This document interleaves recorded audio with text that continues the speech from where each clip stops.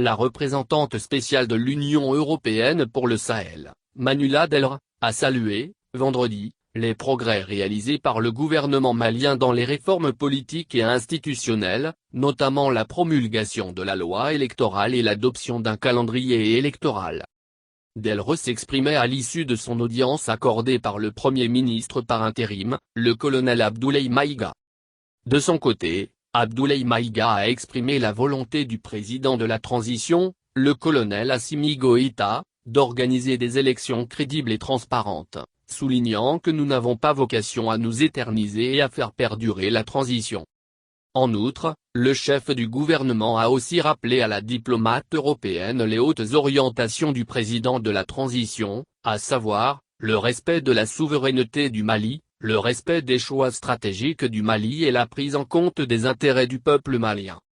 Nous sommes prêts à coopérer, mais nous vous demandons de respecter nos principes comme nous respectons les vôtres, a-t-il insisté.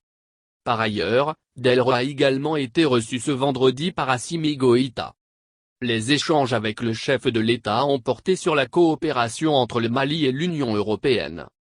Au terme de son entretien avec Goïta, Delre a déclaré à la presse, « Depuis plusieurs années, l'UE travaille avec le Mali en vue de renforcer un partenariat solide, à même de contribuer à la stabilisation et au développement du Mali.